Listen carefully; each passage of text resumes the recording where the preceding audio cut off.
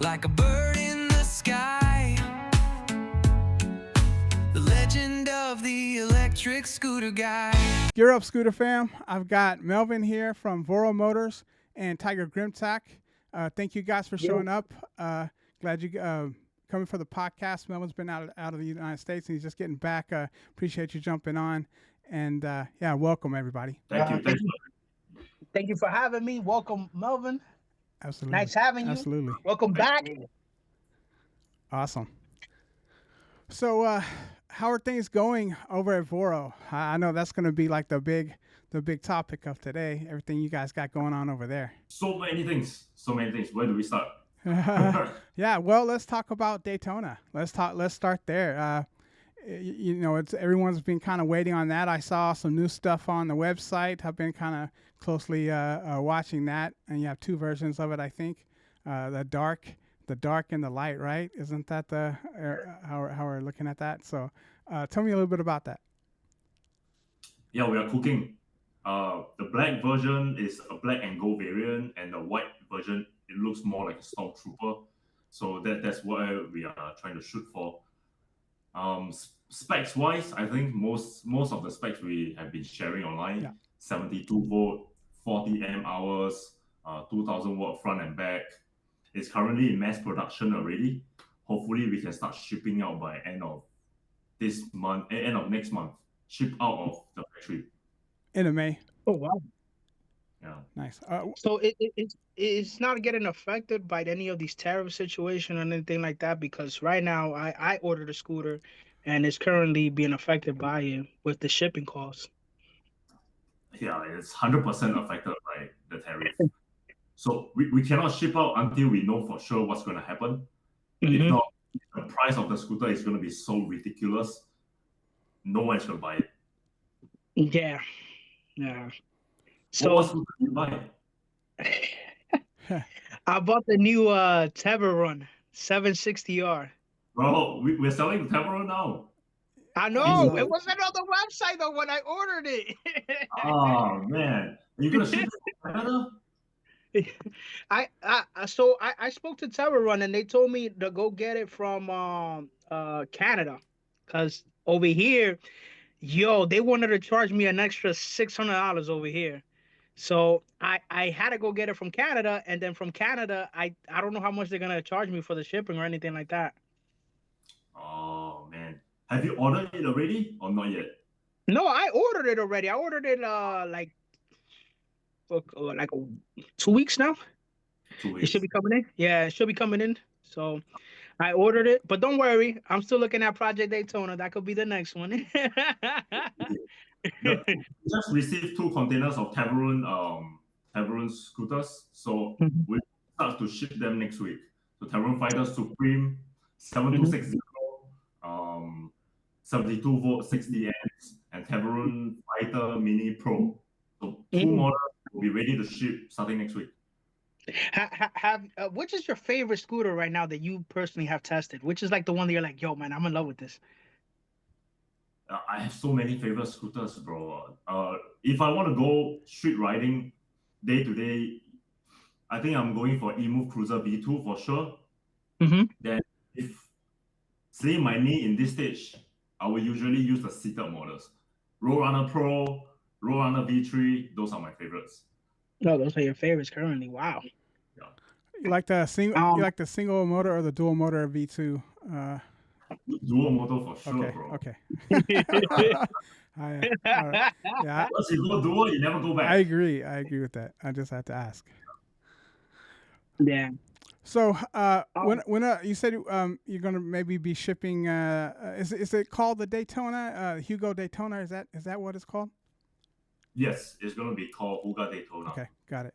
And are you taking pre-orders? When you got to start taking pre-orders? No, we don't want to take pre-orders until we know when it's here. Okay. Because the tariff might change and it's going to be hard to predict. Got it. How's it going over there in where your store is at over there right now, the factory over there in Cali, and Do you guys plan on maybe coming over here sometime, maybe like to the East Coast or anything like that? Because I know you guys got a store over here in New York City. Do you guys want to probably go back and forth or anything like that, or maybe expand someplace else? What, where are you guys at? Oh, so I'm in the New York, New Jersey area. So Oh, I'm like right there between both. I know you were stationed in California, right? yeah, correct. Yeah, so I was just trying to see like if maybe like you guys gonna do stuff over here too, or just leave it for the Cali area, like and then just ship stuff over here. Yeah, the problem with New York, New Jersey, I will talk about New York first. I Mm-hmm. have you heard about all the fire situation and all the shops getting shut down? Mm-hmm. Yeah, so New York is very tough to operate right now. It's a very tough environment. Mm-hmm. NYPD knocks on your door every other day. Yeah. FDNY knocks on your door every other day. You Yeah. get tickets every week. I think Yeah. very hard to operate out of New York right now. Yeah. It is. It is. Is it more difficult than California? Way more difficult, Way more difficult. Okay.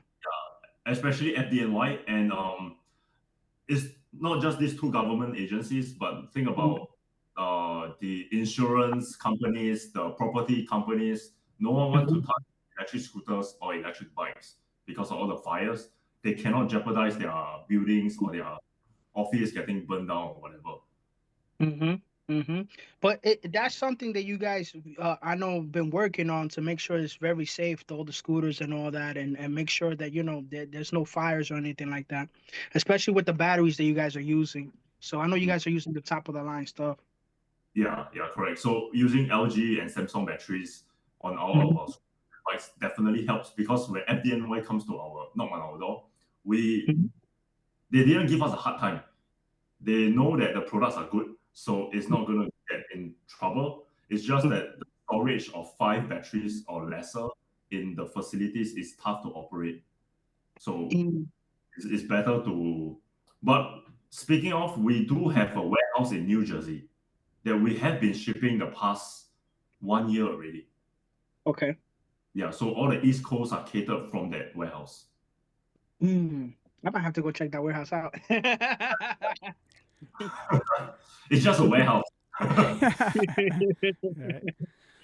I heard different. I heard different conflicting stories about you guys maybe carrying Namis. Is that something you guys are working on in the future? Yeah, we were talking to Michael, but the conversation dropped off already. So not sure what's going to happen now. Okay, I think everybody needs to deal with the tariff first, then we can figure I out got you. all the rest. You Yeah. know, I don't want to get too much into a political conversation, but I don't think the tariff thing's gonna last. I don't think it's gonna last. My personal opinion. I, I think it'll go away. I do. We Yeah. all hope it goes Yeah. away I, I, pre- because the people that suffer the most are us. I So. predict. I predict it'll subside, but we'll see. Mhm. We'll see. Yeah. It's just a matter of time. If they will figure this out. But I think a lot of Chinese factories, they are in this very weird situation where they have products to sell, they cannot sell. I'll just talk about the scooters and the Yeah, bikes. sure. That I know a lot of manufacturers that makes like the Razer scooters and stuff, like big brands that you know of. They have to lay off 70-80% of their staff. And we're talking about hundreds of thousands of workers because they operate with so many workers. So next few weeks they have to do that. And for them to come back to resupply the bikes is going to be very hard because you cannot just find so many workers overnight. Yeah. Let me. Is there anything real quick? Is there anything that you're looking forward to this year? Like, is there like a scooter that like specifically you're like looking forward to besides the Project Daytona or anything like that you want to do collab with or anything? Or like other brands, Yeah, that you're looking to do a collab with. there's no brands that I can think of right now. What do you guys think? Do you think we should carry a new brand? Um, I Maybe think Lang you should. feet. I mean, those seem to be like on the radar. I've been hearing more and more about those. Lang feet. Lane feet. Oh, okay. I Are know you which familiar? brand it. That's at the center, right? The four wheels. No, no, no, Mhm. no, no. Like the what's the one called, Tiger? You were looking at The GT2 That's it. RS, Yeah, the GT2 RS. Yeah, the lang feet. it's a hyper scooter, or a super scooter. What do you want to call it? It competes probably with some of the $4,000-5,000 scooters in that range. It's very close with the Daytona in terms of specs. Mm-hmm. Yeah. Other than Lamphey, what else do you guys think? I think you guys are doing great. With the whole going with Run and having expanding on emotion and also having your brand and also coming up with new stuff for you guys and making your own way. I know you guys are like really trying to expand on that, so that's great itself. But my question is basically what else are you guys basically looking forward to trying to do, maybe to probably hit like the lower end models, like the $1,000 price range, or maybe like the $2,000 price range that really like probably could get some of those people that can't get the higher models. Oh yeah. We are working on a smaller model, a replacement for Emu Touring. It's one of the legacy models that we had. We're working on Hmm. a 700 to 899 price range model, Hmm. and Daytona. These two would probably be the best focus this year. Then we have the Emotion RS Velo that's coming out. I'm not sure if you have seen the Velo. I have. It's, It was at yeah, CES, it's right? It was at CES. I don't think it was at CES. Okay. It looked like a I smaller just said, version of the RS. I thought. yeah, exactly. Smaller version of the RS, 72 volt, 30 amps hours, under $2,000. Wow, that's pretty Wow. good. Insane, yeah. Are you guys going to carry that? Yes, it is coming in, I think, June. Okay. So Melvin, what's the hardest thing for you right now? I guess in the scooter world, what's like the hardest thing right now that's like that you're like, man, I wish it could be a little bit better. Other than the tariff, everything else is all improving. Mm-hmm. There's nothing that is like too difficult, or I wish it could be a different way. I think everything that we want to improve, we have been working on it. Mm-hmm. I think maybe more so like some established brands versus like new China brands. I think more people need to be aware about these two categories. Where do you see electric scooters and PEVs? Where do you see them going in like the next 5 to 10 years? What do you think the landscape looks like? I think there's gonna be lesser brands. 2 years from now, but 5 years there's gonna be more. 2 years from now, I think there's lesser brands. More and more consumers are going to be aware about how generally warranty works. I think that's very important. How customer service used to be like a selling point, but now it's like the basic. You need to have it. Then, in terms of parts availability, I think maybe to answer Tiger's question, I think having more universal parts in the industry will be very useful, rather than every brand try to make their own parts that's proprietary. And it makes it very hard for regular consumers, to try to buy a bearing. You want to buy a bearing, oh, it's a specific size. So I think trying to have all universal parts is probably going to be good for the scooter industry. Yeah, I also think Yeah. there's not enough shops that work on scooters. People have to try to figure out how to work on them themselves. I don't mind so much, but like my buddy, I went riding with him yesterday, and he has to try to find a bike shop because there's no scooter shops where I live. I don't necessarily live in New York, or I live in Oklahoma, a pretty small little college town, and so if you want anything done, you kind of have to learn to do it yourself. And that even makes things complicated for you guys because, normally that would void a warranty if a person cracked open their own scooter and started, throwing around the wires and so forth. But in the way it's currently set up, we kind of have no choice. You're kind of having to dig in ourselves and try to figure it out. Yeah. I think you are right. So having universal parts is going to be very helpful. Right now, let's say if you have an issue with the scooter, you're trying to troubleshoot yourself, you can always call us. Someone pick up the phone. Even right now, then schedule a video call with the technician. Then the technician will walk you through step by step. I think the hardest part about remote troubleshooting, you might think this is crazy, like bad network. This is like crazy. The camera is fuzzy. We cannot really tell what wire is what, or customer don't really understand. The person fixing the scooter don't really understand like this wire is supposed to route this certain way, like small stuff. Exactly. Yeah, so I was having an issue basically that I explained here before, but I had a scooter before. I haven't rode in like since last year, since October, because my scooter's been supposedly getting repaired, right? By I took it to the shop and basically they didn't have the parts, and the guy kept delay, and eventually, I gave up on the scooter. I still do not have the scooter. The guy said he's gonna bring it back to me any day now, and it's not gonna be repaired. And I gotta go find a place to repair it. And it's not a no-name brand, so I'm kind of like screwed in that way, because now they gotta find parts for it to get fixed. So it is good to have like shops. Oh, I know in New York City they have shops like from like Volvo Motors and other people also that I could go to, but that's like something that I would like, universal parts, and like, go into a shop and I know they're gonna fix it, because right now around me there's like mom and pop shops and you got to figure it out. That's very tough, bro. Yeah. So that's why I went big boy now, and I went Tever Run, because I was like, man, I love going to scootering, especially here, because the city is fun to go on a scooter. You got so many things to go look at, but unfortunately, that situation happened, and now got to start all over again. At least with the Tableau, I think you can find a lot more parts that are available. And if Hmm. you need a lot of service centers to help you with a very difficult issue, Hmm. going to there's how many stores in New York that can help you fix the scooter. Is Voro Motors in New York City will be able to fix it if I have like an issue? Yeah, we can. Mm-hmm. If you can buy from us, then we will definitely take care of it. I got you, bro. Yeah. Yeah.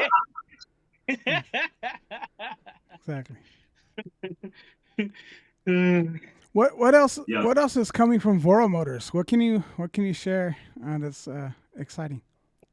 yeah. I think the bike. I was working on a bike, so that's the reason I fell, right? So I was trying the bike, a dirt bike that we are making that can go from I don't know how much you guys know about Suron, like a light B Hmm. size to ultra B size. I'm working on that kind of bike. Then that is super exciting for this year. That three models in total. So RS Velo, InMotion, the Tavern scooters, and the bike. Three of them. We are also a 72-volt Roadrunner Pro. A 72 volt. Oh Mm. wow. Yeah, that's gonna be crazy out the door. Oh my gosh. Would you do anything like ever like unique or like maybe exotic in the way, as in like a unicycle or maybe like a four-wheel scooter? Would you ever guys ever try to do maybe something like that? Yes. So speaking of, I was on the electric wheelchair for the last 2 months. So I'm working on this product called the Hyper Chair. The Hyper Chair, that is a chair that goes 40 miles per Oh hour. wow. Wow. A chair that goes 40 miles per Wow. hour. Yes. I'm gonna buy it once I hit 65. I'll definitely There's a buy it. market. It's sold. It's sold. Market out there for this space. You don't even need to hit 65. Just imagine going on the group ride and you're sitting on the chair, going 40 miles per hour. Wow. I love it. I love it. I love it. I love it. And there's so many veterans out there, they lost a leg, but they are completely fine. And they want to go group rides. They want to ride with their granddaughters, ride with their grandson. But there's really no products for someone that lost a leg. Hmm. So the hyper chair is perfect for this kind of category. Yeah, that's nice. Wow. Taking an injury and making an idea out of it. That's amazing. I know I got total 4 electric wheelchairs, the best ones that I can get my hands on. And I was going around. I was from Singapore, so I went back to Singapore for my surgery and my rehab. So I was going around at 10 miles per hour. It's so slow, bro. Turning the corners, everything is so hard. So having a faster hyper chair is going to be very useful. Yeah, he put a warning label as soon as you get it. Put a big warning label. This is fast. Be Yeah. careful. Oh man, by any chance, would you ever do anything like hyper, as in like get into the 84 volt, maybe 60 amp? Will you ever do something like that? For scooters, Yeah. we have the Roadster. Hmm. Yeah, 74 volt, 45 amp, right? No, It's 84 volt. 84, yeah. Oh, is it 84? Yeah, it's 84 84. volt, 45 amp. Ah, would you ever go any higher than that? Maybe. So with electric scooters, okay, so there's two ways to look at it. The unicycle space, they have went up to, I think, 160 or 234 volts for Mhm. unicycles. They have went very crazy for unicycles. But that's because of the way the wheel is structured. You can go Mhm. very high voltage, and the speed is not as fast as a scooter. But for Mhm. electric scooters, because the wheels are so small, once you go past a certain voltage, the voltage is redundant. It's not going to go faster than what it can do. Mhm. So 84 volt, I think 96 probably is where you can push it to. Mm. Well, so for me, I'm not more of the speed type of guy. I'm more of a distance type of guy. So like like it's probably something to improve the range. Like like Yeah, hit that over like 100 without nothing, like miles and stuff like that. that's So, why the Supreme is perfect for you. 72 PMs, that I can see why you buy it. yeah, well, that the city. I live close to the city, so it's like a lot to explore.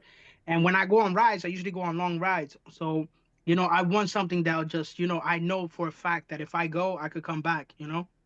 Right. So and over here, the traffic is horrible, man. I know California is bad, but over here, it's horrible. The first time I went to New York, I got 3 tickets in the first 3 hours I landed in New York. Well, that's because you didn't go with me. That's why. You gotta go with me. I know everything. I, I'm gonna pick. I'm gonna next time you come down here. I'm gonna be like, "Yo, Melvin, just hop in the back of the tunnel room. We out of here." That's, that's a good idea. Nice. Yeah, man. What kind of changes? What kind of changes have you seen since you started scooters? Like maybe that surprised you the most. What would you say that like since you first got into it till now, like has been like you didn't expect? For the most part, you can see all the growth and the evolving industry while you're in it. Because I'm in it day in and day out. So it's kind of like nothing that is out of the blue that I didn't expect. More so like how it evolved is amazing what we have seen so far. I've been in the space for 8 years already, almost 10, you know. 10 years in a small industry is a long time, like a really long time to be in. So we've seen like scooters. I think maybe 5 years ago, segways are like the highest recommended scooter. Mhm. And at that time, I think there was no scooters that had range. So then it came the Emu Cruiser that has the longest range in the industry. Nothing like it. A lot of people didn't understand how important range is at the time. They just want to buy something portable. Like that was during that time, portability and lightweight is what people want. And then more and more guys start to get into it. And guys are more over 180 pounds, above 30 years old. You don't want to go around on something 10 miles per hour. Yeah. So Yeah. more and more start to get something more range, more power. Then the space start to become more dual motors. Like people start to know about dual motors, how this works, and that's where Dualtron came in. Then post Dualtron, there's seated electric scooters. Then people start to get more and more voltage because there are areas in rural areas that you need the speed and you need to go uphill, like Hawaii. So there's a lot of evolve. The industry has changed so much since like 5 years ago. Yeah. How does it feel seeing the industry change and you being a part of it? How does it feel? Yeah, how does it feel like you being a part of something that's changing, is always elevating, and you finally seeing something that was small basically grow? How does that feel? We are bringing the change. Yeah, We you are, guys are bringing Yeah. the Yeah. change. yeah, Yeah. I know. They're pioneers. So it's fun, bro. It's very fun. From customers telling you, because we hear customers telling us, "Hey, I don't like this. I like this. I like tubeless tire." At the time, 5 6 years ago, we were the first guys that came out with tubeless tire. At the time, there was outer tire and inner tire. So we start hearing customers telling us, hey, did you see this tire? It's a tubeless tire. It's very useful, used on motorcycles. And we start to look for smaller ones, put it on scooters. And that's how the industry slowly changes, because companies start to listen to feedback, put it on the scooters, and then start to have new models. Yeah, I've had a scooter now.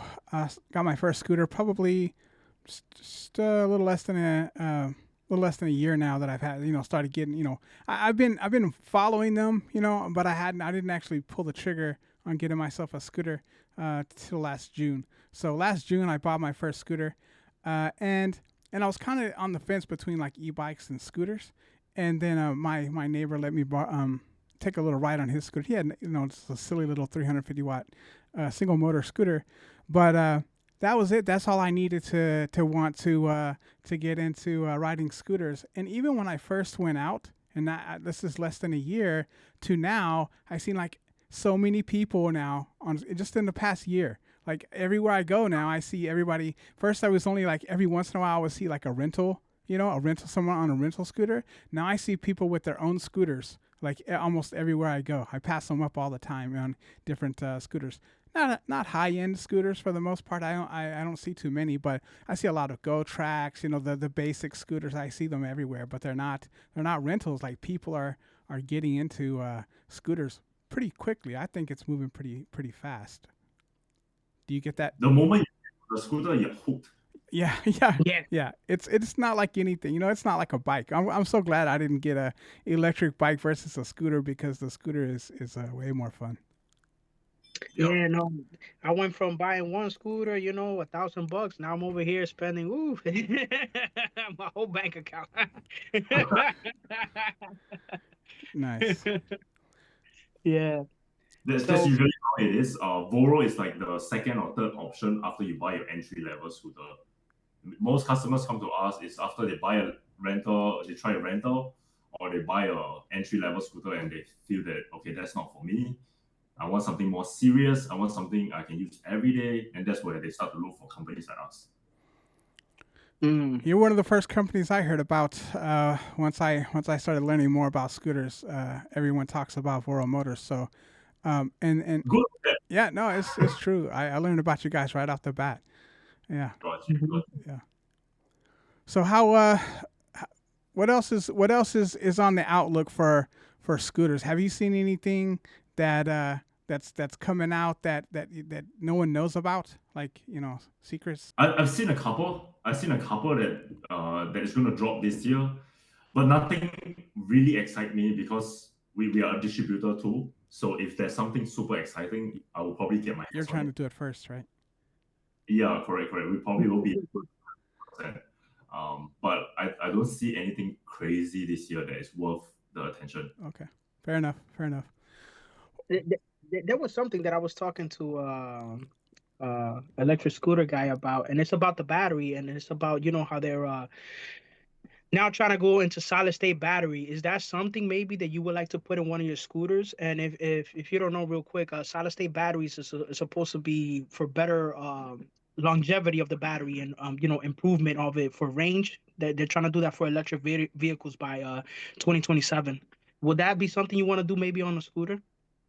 That's actually possible. Something whether I can do or not, I think that is the second layer of question. Because right now, this morning I was just talking to a supplier that is making solid state battery out of Michigan and Harbor. So telling me that these battery packs are ready to be made for electric scooters. I think the cost side of things might be quite expensive. Now, an electric scooter costs your whole bank account, bro. Yeah. It's gonna cost you your arm and leg. Yeah. And Gotcha. Ah, man. we're not sure how the cost is gonna be. We're trying to figure that out. Yeah, it's definitely something interesting to look at, because every year new technology is coming out, so it's always trying to improve on it. So it's something just to keep an eye out, to see where it goes. Maybe that could be the future.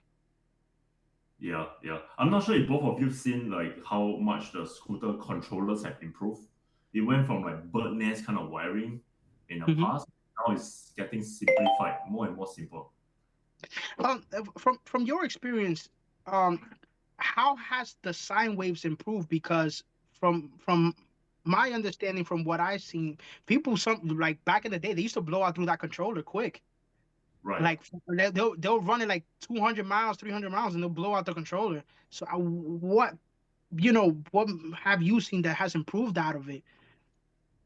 I think in the past, right, factories that buys the sine wave controller. So the way this works on the supply chain side is you talk to a few controller factories, Hmm. and you can buy from like controller A factory and controller B factory and put it on the scooter, kind of like trying to piece everything together. But right now, I think what a lot of scooter manufacturers are trying to do is that when they make a new scooter, you start from pulling the battery supplier and the sine wave controller supplier, and they start to talk to each other during the R&D process. So they test it, they figure it out before it goes into the scooter. I think the process has improved a lot since like 3 years ago. Mm. Yeah. Yeah, because I seen some companies that are still using Square Wave. So have you seen any difference between them that you notice or no? Different in usage or like Yeah, damage. damage basically, or like longevity. Oh, okay. I do. Okay, when we were selling square wave controllers, those square wave do need more replacements than sine wave. Um, Just based on the statistics that we They have, because we have a reclaimed they statistics. do. Sine wave has so You said they do require, like, they're not as reliable as sine wave. based on numbers, no. Okay. Yeah, sine wave is better. Okay. I thought so. I was just clarifying. Yeah. All right. I have a two-part question. Which do you see, like, is speed more of the focus, probably going forward, trying to get higher speed, or are you trying to get like hundreds of miles of range, and what do you see the maximum potential of each of those? Okay, so the first part of the question, I think range is more important now because I think we almost reached the cap, the peak of what speed you can really do on the scooter. Beyond 80 miles per hour, bro, Yeah. wants to go past 80 miles per hour. I don't know about you guys. So I think speed we already reached almost the maximum, but the range is something that can be resolved. So I think we can hit more range as the industry improves. That should be the priority for the next year to come. But yeah, man, anybody that hits over 65 miles per hour in a scooter, you kind of know that it's like, yeah, okay, I'm playing with my life a little bit around here, you know? Yeah, So like, 80 is like, you're like, especially if you're going down a hill or something like that, you're just there like just scratching your head at that point. So yeah, I think you're right when you say you probably hit the peak of the speed. Yeah, distance will be something that, I personally I love, like, long rides. So that was something that would be dope. yeah. Long rides, I think charging faster charging, I think that's also important. Have you guys seen this uh YouTuber or Instagrammer called Scooter Cal? Hmm. Yeah. Super cow. Yeah. Hmm. Yeah, he's going so fast on the street. I haven't seen anyone ride like him. So I think the speed is really the maximum. Going 70 to 80 miles per hour, you cannot go beyond that. Yeah, and over here I can't do that because they'll give me a ticket. You cannot They'll throw me in jail. in New York if you go fast. Yeah, so in New York they have a law that you can't go past 25 in a scooter, an electric scooter. From what I've seen, what I heard, you can't go past 25.